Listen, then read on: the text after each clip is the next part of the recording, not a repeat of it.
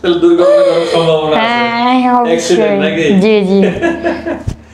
আপনার যে কোনো চাওয়া কে সবচেয়ে বেশি পূরণ করেছে? আমার সবচেয়ে বেশি চাওয়া আমার মাই পূরণ করছে। আপনার মায়ের সাথে আপনি কখনো ঝগড়া করেছেন? অবভিয়াসলি অনেকবারই ঝগড়া হয়েছে। কি নিয়ে?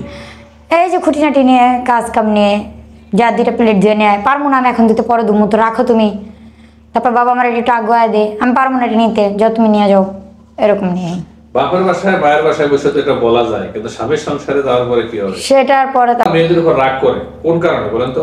যদি মার সাথে কোনো কথা নিয়ে রাগারাগি হয়, তারপরে রাগ করে মা, যে মা বিচার দেয় বাবার কাছে, বাবাকে কিরে তোর মা লাগে এরকম করস কি লিগা। মানে এই ঘটনা সবসময় ঘটে? সবসময়। কারণ আমার মেয়ের ব্যাপারে ওর মা সারাদিন বিচার দেয়, কিন্তু আমি একটা বিচার আমার মেয়ের করতে পারি না। বাসায় যাইতে দেরি, গেটটা খোলার সাথে সাথে যাই, তোমার মেয়ে এই করছে, তোমার মেয়ে এই করছে, তোমার মেয়ে এই করছে, তোমার মেয়ে এই করছে। তখন আমি বলি আমার মেয়ে যখন করছে, তাহলে তোমার মেয়ে কিছু করে নেই, ঠিক আছে? এই কথা বলে মাইয়া মজা পায়, কি বলিলে বিচার দিয়া। ঠিকই আছে তাহলে।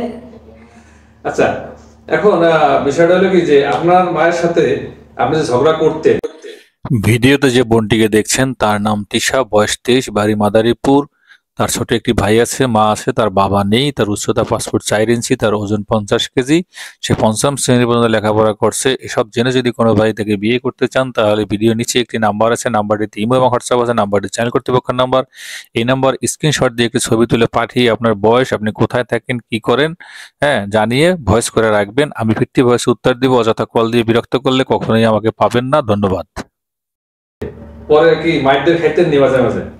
মায়ের ধর তো আসলে মারাতে যা থাকবো তাই ফিক্কা মারবো, আলু কাটতেছে আলু ফিক্কা মারবো, ডাইল কুটনি তো কটা ভাঙছে, তার ভিতরে খুরচুন ভাঙছে, বেকা করছে কতগুলো, সব পিঠের উপরে।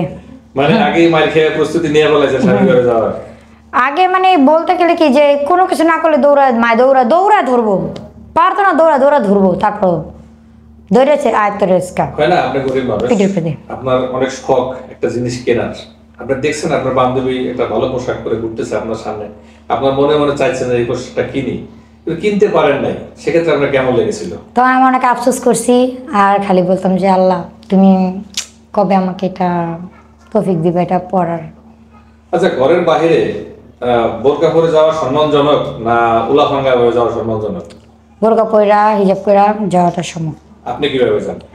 আমি যে বোরকা পরে যাই, ইনফ্যাক্ট আমি বাসায় নর্মাল কাপড় চোপড় পরি। আপনি যদি বিয়ে করেন, আপনার স্বামীর কোন পাশে ঘুমাবেন? বাম পাশে। বাম পাশে? বাম পাশে ঘুমাতে লাভটা কি? শান্তি আছে। স্বামীর কাছে স্ত্রী সবচেয়ে বেশি কি আশা করে? বোর ভালোবাসা, বোর আদর, এটাই বেশি আশা করে। আপনি তো